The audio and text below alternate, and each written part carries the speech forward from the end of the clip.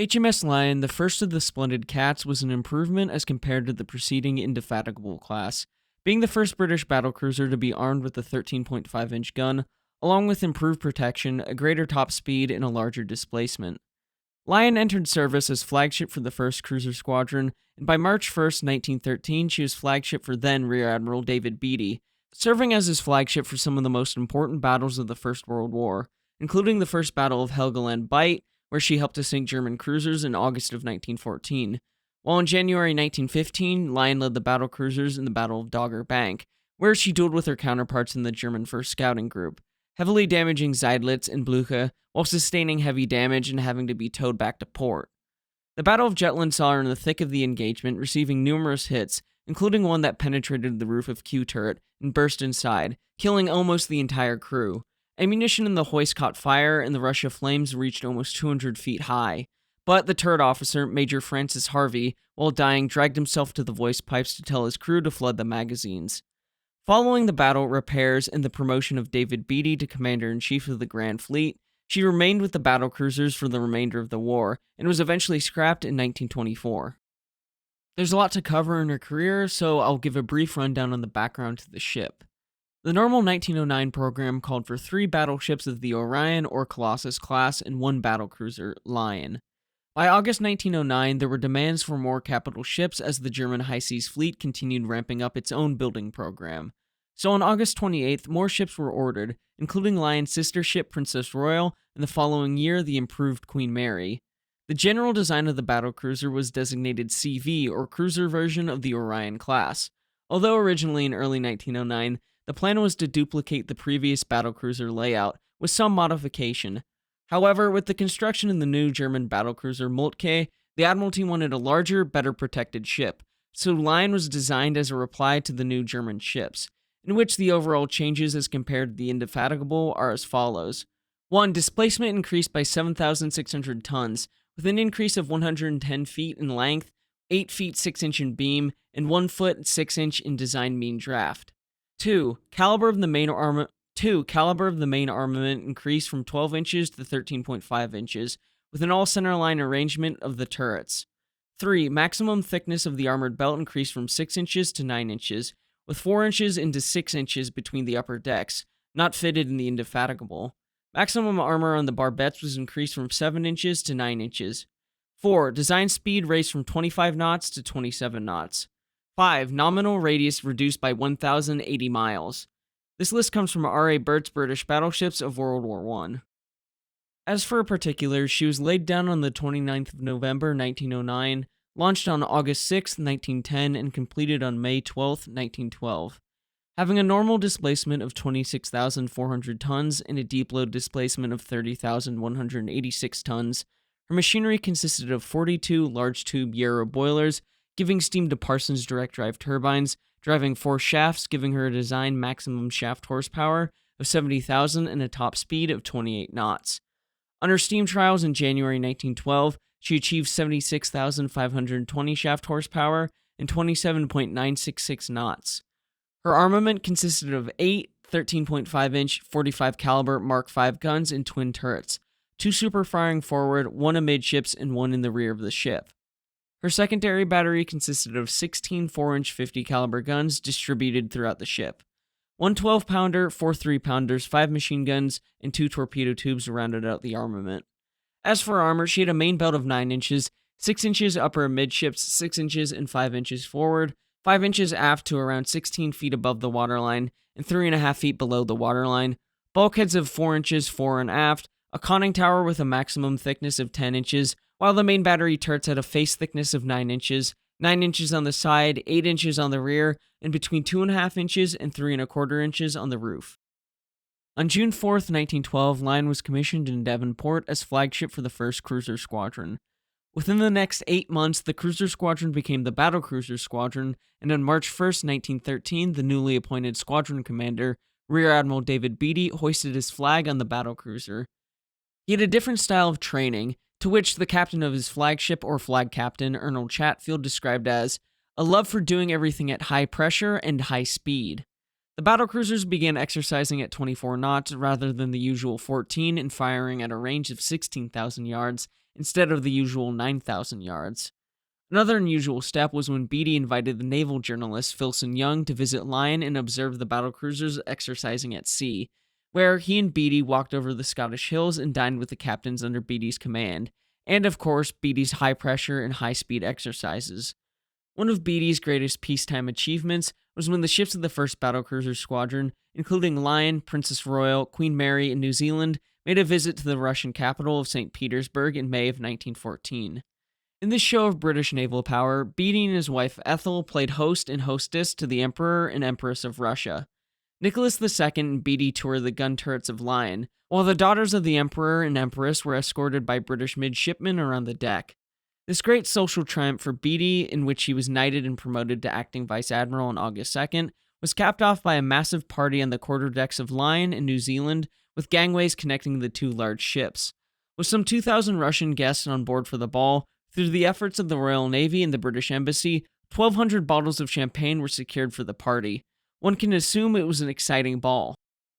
Before Beatty was promoted to acting vice admiral, Lion joined the redesignated Grand Fleet and was stationed out of Scapa Flow, as this natural anchorage gave several advantages as compared to other ones further south at Rosyth or Cromarty Firth. Being situated on the Pentland Firth, the shortest and safest route by which ships on the west coast of Britain could move into the North Sea, with its bad weather and tight entrances, it was thought to be almost invulnerable to hostile warships. Another main advantage for the Royal Navy was its close proximity to the gap between Scotland and Norway that was to be patrolled. While it did have its disadvantages, like not being connected to the mainland by rail, it meant that supplies had to be brought by ship, and by the time war kicked off, the anchorage was not exactly ready. The enormous harbor in 1911 was only being guarded against surface attack by 4 small, mobile guns manned by Territorial Army artillerymen, whose civilian occupations often made them unavailable. Improvements were made in the intervening years, but by the time war broke out, the anchorage was not prepared with enough defenses and/or all the necessities such a large fleet needed.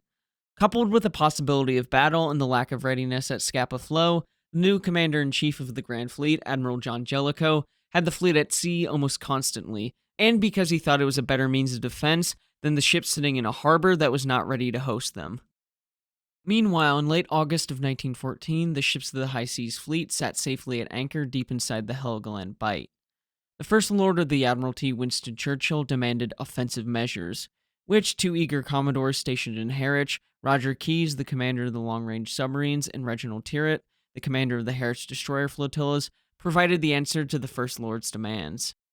The submarines under Keyes' command had been patrolling the Bight, and found that every evening German light cruisers escorted destroyers to a point 20 miles northwest of Heligoland, where the destroyers spread out to patrol against enemy submarines and mine layers.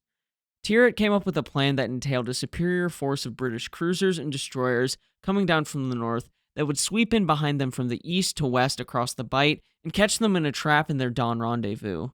The plan involved 31 destroyers of Tyrwhitt's force and 9 of Keyes' submarines.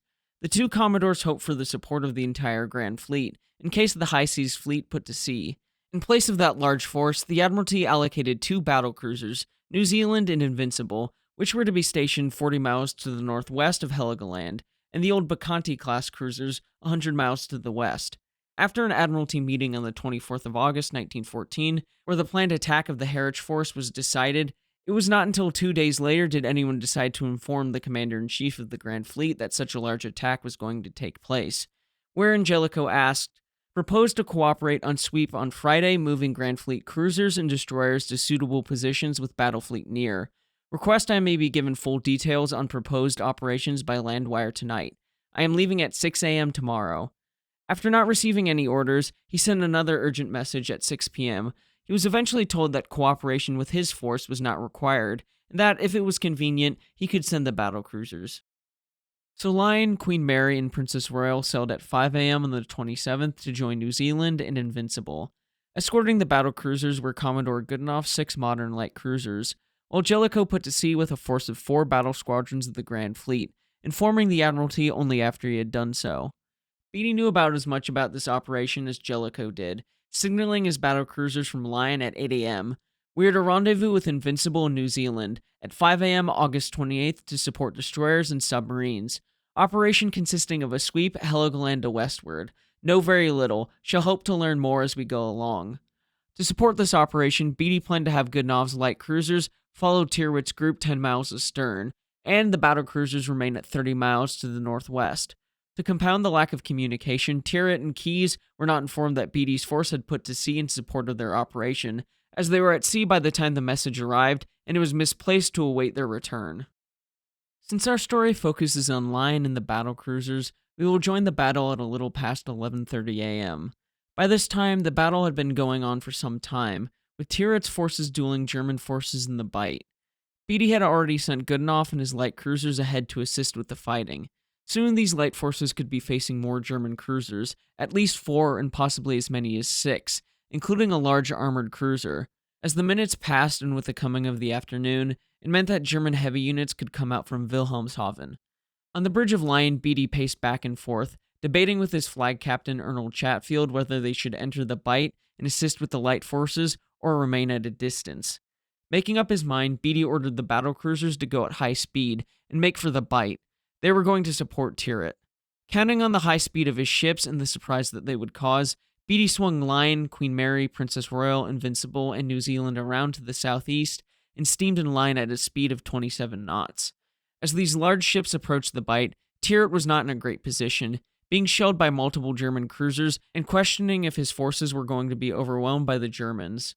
Out of the mist of the morning came the battle cruisers, with Lion leading them. One officer aboard Southampton described the scene. Following in each other's wakes, they emerged, and flashed past us like express trains. Not a man could be seen on their decks. Volumes of smoke poured from their funnels. Their turret guns, trained expectantly on the port bow, seemed eager for battle. At 12:37 p.m., as Lion approached Arethusa, Tyrwhitt's flagship, they were under attack by the German cruisers Strasbourg and Köln. Strasbourg was able to flee, while the Köln was unable to. Beatty steered to overtake the German cruiser, and as they did so, Chatfield describes the action best. In a few moments, the German was hit many times by heavy shells. She bravely returned our fire with her little 4-inch guns, aiming at our conning tower. One felt the tiny 4-inch shells spatter against the conning tower armor, and the pieces sizz over it. In a few minutes, the Köln was a hulk. Following the destruction of the Köln and aware that he was in the enemy's home waters, Beatty chose to keep his forces concentrated, as the German heavy units could appear at any moment. Zigzagging in case of a submarine attack, off the port side of the battle cruisers, they spotted the old German light cruiser Ariadne. This little German cruiser stood no chance as Lion and the other battle cruisers tore into her. Remaining afloat for some time, completely enveloped in flames, she sank later that afternoon. At 1:10 p.m., Beatty with his battle cruisers retired from the battlefield and withdrew to the northwest and made a general signal for the forces in the Bight to do the same. The battle cruisers returned to Scapa Flow on the 30th to the cheering crowds of the Grand Fleet. As Lion steered past the lines of the anchored battleships and attempted to glide to a halt, her anchor chain jammed. Being forced to make a second approach and go down the line again, eventually she came to a halt. Following the raids on Great Yarmouth, and specifically Scarborough, Hartlepool, and Whitby in mid-December of 1914 and the unsuccessful attempt to catch the German scouting groups, Beatty was given permission to make his permanent base at Rosyth in the Firth of Forth, as to be closer in case of a German attack, which came in late January of 1915. Admiral Franz von Hipper, commander of the German scouting groups, was to carry out an advance on the Dogger Bank, using the battlecruisers Seydlitz, Moltke, Deflinge, and the large armored cruiser Blucher, the light cruisers Rostock, Stralsund, Kolleberg, and Graudenz, along with 2 destroyer flotillas, leaving by 5:45 p.m. on January 23rd. Through successful decoding by Room 40, the British were aware that the Germans were planning an advance. The Admiralty under Winston Churchill and Jackie Fisher decided that a joint force would be suitable to intercept the German ships, setting a rendezvous for 7 a.m. on the morning of January 24th, 1915, sending out telegrams by 1 p.m. on the 23rd to Jellicoe, Beatty, and Tyrwhitt, which reads as follows: 4 German battlecruisers, 6 light cruisers, and 22 destroyers will sail this evening to scout the Dogger Bank, probably returning tomorrow evening. All available battlecruisers, light cruisers, and destroyers from Rosyth should proceed to rendezvous, arriving at 7 a.m. tomorrow. Commodore T. Tyrwhitt is to proceed with all available destroyers and light cruisers from Harwich to join Vice Admiral Lion, Beatty, at 7 a.m. at the above rendezvous. If the enemy is sighted by Commodore T while crossing their line of advance, they should be attacked. Wireless telegraphy is not to be used unless absolutely necessary. The Admiralty's plan was set in motion. Beatty's 5 battlecruisers and Goodenough's 4 light cruisers coming down from the Firth of Forth would meet at dawn with Tyrwhitt's 3 light cruisers and 35 destroyers, while older pre-dreadnoughts and armored cruisers positioned themselves 40 miles to the northwest of Beatty to intercept Hipper if he turned north. Jellicoe would be further northward, ready to intervene if the High Seas Fleet sailed out. After sailing, Beatty's 5 battlecruisers, Lion, Princess Royal, Tiger, New Zealand, and Indomitable, reports came pouring in early on the 24th. Philson Young, now serving aboard Lion as a lieutenant, had this to say: "The eastern horizon showed light, but it was still dark night about us. At 6:45, signals were beginning to come in from the Harwich flotilla, indicating that the rendezvous chosen by the Admiralty had been hit exactly. At 10 minutes to 7, I went down to breakfast, and when I returned 15 minutes later, the daylight was beginning to spread and the cloud banks to roll away. It promised to be an ideal morning with a light breeze from the north-northeast and a slight swell on the sea. At 7, the bugle sounded action. At 7:20, a signal from Aurora, one of Tyrwhitt's leading ships, reported that she was in action, causing Beatty to order the battlecruisers southeast at 22 knots. On the other side, Hipper spotted 7 British light cruisers and more than 20 British destroyers to the northwest of his position. Running on a parallel course out of gun range, he understood that this was no mere patrolling force, and at 7:35, he signaled that the entire force turn to the southeast and run for home at 20 knots, and if necessary, up to 23 knots, as this was the top speed of Blucher. Hipper soon sent a message to the commander-in-chief of the High Seas Fleet, Admiral Friedrich von Ingenohl, and the High Seas Fleet would put to sea later that morning. By 8 a.m., the chase was on, with the British forces pursuing Hipper on a parallel course. Tyrwhitt and Goodenogh's light forces attempted an attack, but it was ineffectual, and Beatty ordered them to stay out of the way as the battle became a straightforward stern chase where he hoped to destroy the enemy by long-range gunfire.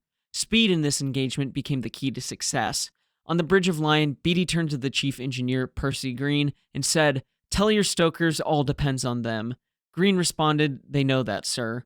Beatty continued to ask for more and more speed. Eventually, by 8:54, he signaled the battlecruisers to a speed of 29 knots, something that the older New Zealand and Indomitable simply could not do, having a design top speed of 25 knots.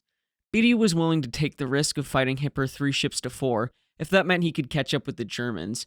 By 8:52, the first ranging salvos were fired, and soon Blucher, the rearmost German ship, was being straddled. By 9:05, Beatty made a general signal to the squadron to open fire and engage the enemy. The 13.5-inch guns of Lion, Princess Royal, and Tiger began sounding out. Closing the range even further at 9:09, Lion hit Blucher with Tiger and Princess Royal firing on the armored cruiser. Lion shifted her fire to the third ship in the German line, Moltke. At 9:15, Young observed when the Germans began opening fire. The enemy appeared on the eastern horizon in the form of 4 separate wedges or triangles of smoke. Suddenly, from the rearmost of those wedges, Blucher came a stab of white flame. "He's opened fire," said Captain Chatfield. And we waited for what seemed a long time, probably about 25 seconds, until a great column of water and spray rose in the sea at a distance of more than a mile from our port bow. Minute by minute, the ranges came down. During each interval, further flashes were observed from the enemy, and further fountains of water arose between us, always creeping a little nearer, but still short. Before long, other German battlecruisers opened fire, and the sea surrounding the ships came to life with shells falling. Continuing to fire on Moltke, Lion, being the leading ship in the British line, began taking the brunt of the fire from the German ships. At 9:28, Blucher hit a turret, and although not penetrating the armored deck, its concussive shock disabled the left gun. Captain Chatfield says, "In the conning tower, the action station of the captain, I had to go. In it were the chief quartermaster, the navigator, the 2 telegraph-able seamen, and a signalman. It was situated immediately behind B turret, noisy and wet from spray and from steaming at high speed through the vast columns of water, which somehow incredibly forced its way through the lens thread of my Ross binoculars. Gradually, we had been closing the enemy, who were all now engaged. The salvos fired from their guns looked like the switching on momentarily of large red searchlights. One got into the habit of allowing for 40 seconds before the salvo fell. If it fell over the ship, it was unseen and unnoticed. The Lion, being the leading ship, received almost as good a measure of the concentration of the enemy's fire as their rear ship had, Blucher, the early concentration of our own. After a little past 9:30, New Zealand was within range, and Beatty decided to give structure to the battle and signaled his squadron engage the corresponding ship in the enemy's line. Tiger's captain, Henry Pelly, misunderstood the intended alignment, and so both Lion and Tiger began firing on Seydlitz, the German flagship. To compound this mistake, Tiger's shells were consistently falling 3,000 yards behind Seydlitz, and they were not corrected as they thought that Lion shells were theirs. Not to mention, nobody engaged Moltke. Arthur Marta writes, "The unmolested Moltke was able to make excellent target practice on Lion, but at 9:43, Lion was straddling Seydlitz at 17,000 yards.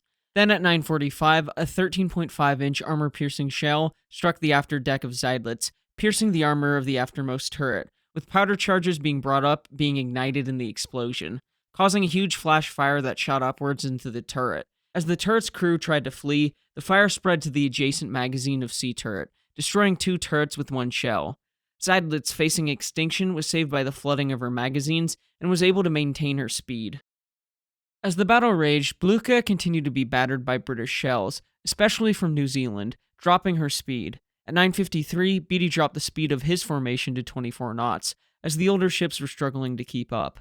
By 10 a.m., Lion was still the principal target of the German guns, with an 11-inch shell from Seydlitz hitting the side at the waterline, causing flooding, damage to engine compartments, and a list to port developed. At 10:18, she was simultaneously hit on the port side below the waterline by 2 heavy shells from Seydlitz or Deflinge, exacerbating the previous damage. Nevertheless, Beatty continued to close the gap with the enemy as rapidly as his damaged flagship would allow. For the next half an hour, she continued to receive hits, with one on A turret at 10:41 that caused a small fire in the turret lobby. The hit to A turret is an interesting prelude to the Battle of Jutland, as the fire could have spread down to the magazines, but because there was little ammunition present in the turret lobby, the fire was extinguished. It would not be until after the Battle of Jutland that the intrinsic danger of fire transmission was recognized, following the devastating losses of 3 battlecruisers and severe damage to Lion. Robert K. Massey has this to say: "By 10:52 a.m., the ship had received 14 hits. 3,000 tons of water now flooding the lower compartments caused a 10-degree list to port. Rising water short-circuited her last remaining dynamo and deprived the ship of all electric power. Lion was left with no electric lights and no wireless radio. A few minutes later, the port engine failed, and the ship's speed immediately sagged to 15 knots. The flagship was losing her position at the head of the squadron. As the other battlecruisers overtook the flagship, they ensured that if nothing else occurred that day, Blucher was to be sunk, as she had been crippled." Beatty soon made an error in observation, as at 10:54, he and only he saw a periscope. In consequence, he ordered the altered flag course be hoisted without the submarine warning flag, which would have made the situation more clear, causing confusion amongst his captains, as some thought he was breaking off the engagement. In any case, no submarines were in the area, with speculation saying Beatty had seen a German destroyer torpedo, or that with the recent sinking of HMS Audacious, he was overly concerned with German mines or submarines. Whatever the case, soon realizing that his turn was unnecessarily wide, he modified it by signaling course northeast. In making the turn, Beatty had no intention of breaking off the engagement, where his plan at that moment was that Indomitable would intercept and destroy the crippled Blucher, while the rest of the battlecruisers would overtake and destroy the damaged Seydlitz, and possibly the other 2 German battlecruisers. This did not occur, as Beatty was to lose effective command of the battlecruisers, with Rear Admiral Moore in New Zealand taking command of the battle. Due to Lion's loss of power, the thick clouds of smoke, and other impairments, it made it difficult to signal the other ships even by flag. Through the course northeast, which was still flying, and the new attack the rear of the enemy, the captains believed the admiral was trying to signal them to attack the rear of the enemy, course northeast, which meant all the battlecruisers steered towards the crippled Blucher, instead of pursuing Hipper's big ships. To restore order, Beatty asked his flag commander for a suitable signal, to which he suggested the Nelsonian engage the enemy more closely, which unfortunately was no longer in use, and the closest thing they had was keep nearer the enemy. The problem was now Beatty was so far behind the other ships, and with the previously mentioned impairments, no one could read Beatty's signals. This was effectively the end of the Battle of Dogger Bank for Lion, as she was too damaged to keep up with the other ships. Beatty attempted to rejoin the battlecruisers by taking a destroyer, but it was to no avail, and the destruction of the crippled Blucher was carried out. Soon Lion was towed by Indomitable to Rosyth for temporary repairs, and then taken to the Tyne for permanent ones, eventually rejoining the battlecruisers in April. A year passed, and it was not until the afternoon of May 31st, 1916, when the British battlecruisers would see battle again.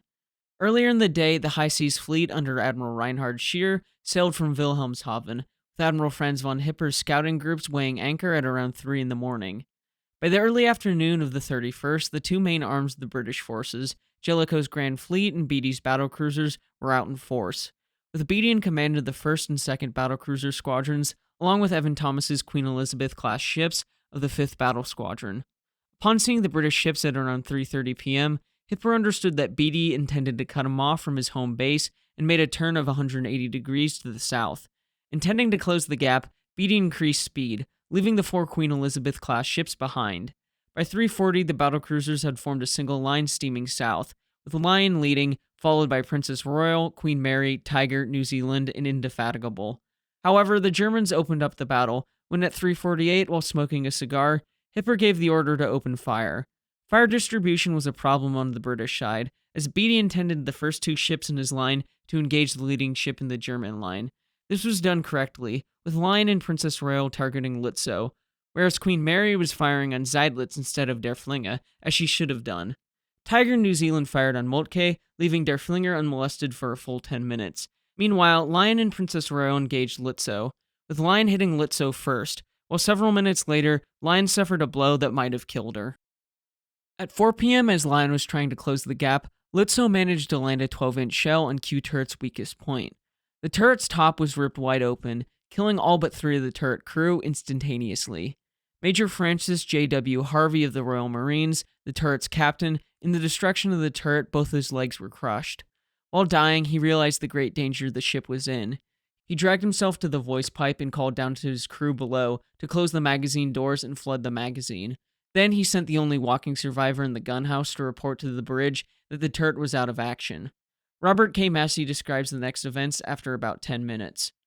The shell explosion had jarred open the breech of the elevated left side 13.5-inch gun, and the already loaded powder charge in its silk bag slid back out of the gun breech and burst open onto the floor.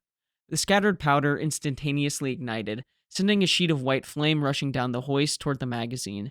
70 officers and men were incinerated, but because the magazine doors had been closed, the flash reversed itself and vomited out through the open turret top. The ship was saved, and Harvey won a posthumous Victoria Cross. An eyewitness from Lion describes the explosion. No further confirmation was necessary. The armored roof of Q turret had been folded back like an open sardine tin. Thick yellow smoke was rolling up in clouds from the gaping hole, and the guns were cocked up in the air awkwardly. All this happened within a few yards of where Beatty was standing, and none of us on the bridge had heard the detonation. The destructive power was enormous, but oddly, in the maelstrom of the battle, completely unregistered on the bridge.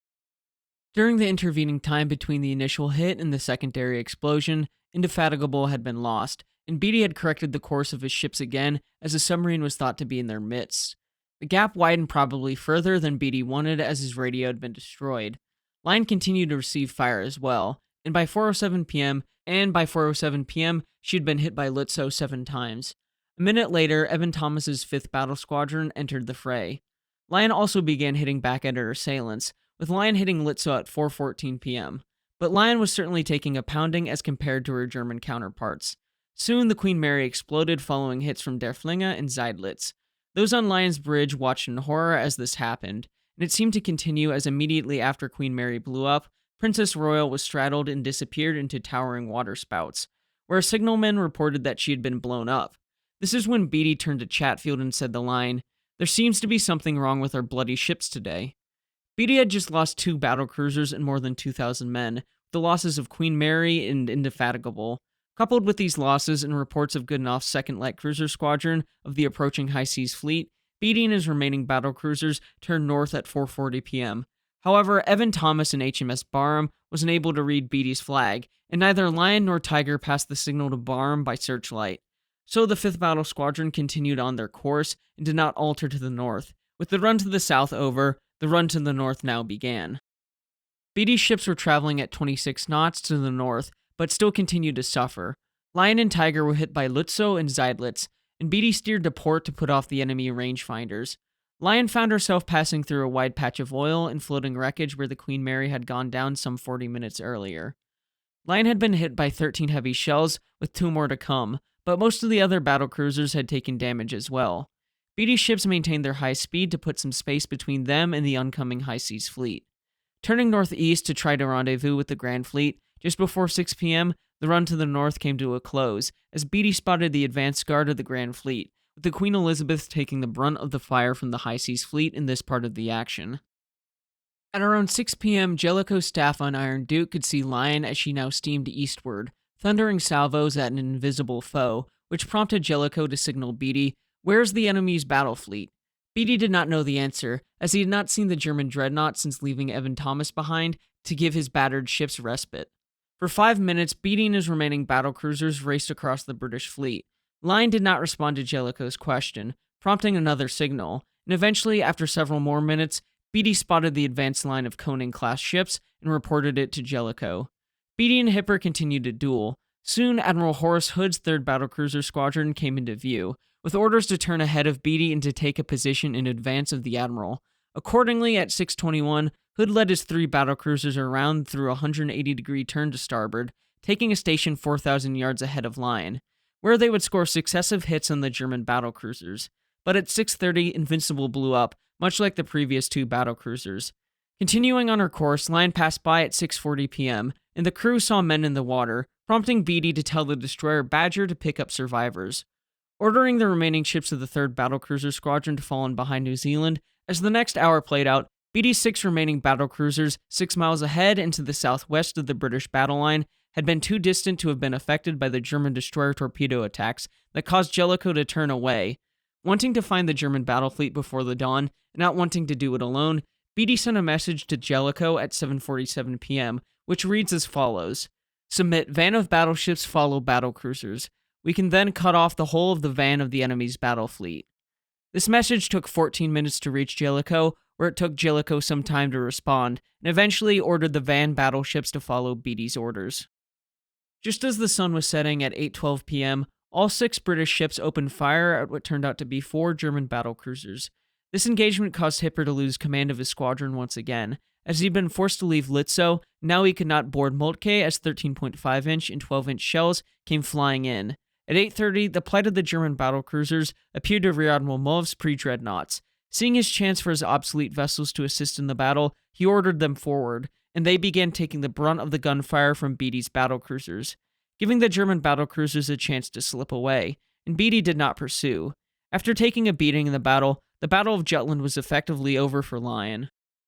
Following the Battle of Jutland, she went to Rosyth for repairs, and eventually rejoined the battlecruisers in July without Q turret, which was eventually replaced. In December 1916, she became the flagship for Vice Admiral Pakenham upon Beatty's promotion to Commander-in-Chief of the Grand Fleet. She continued to support the Royal Navy's efforts for the remainder of the war, including the Second Battle of Heligoland Bight, providing support for British light forces. By the war's end, she was present for the internment of the High Seas Fleet. An interesting side note is that while in initial meetings with the Germans on Queen Elizabeth, a statue of a lion was on the desk of Beatty as a reminder of his time with the battlecruisers. She joined the Atlantic Fleet in 1919, after the disbandment of the Grand Fleet. Eventually, she was scrapped in 1924. Lion played an important role for the Royal Navy during the First World War, leading the British battlecruiser forces in some of the most important battles of the war at sea. But like many of her contemporaries, she was scrapped. Well, I hope you enjoyed this video. I hope it was a good return for me from vacation. Anyway, please remember to like and subscribe, as it'll help the channel to grow. Until next time, my friends, good luck this week.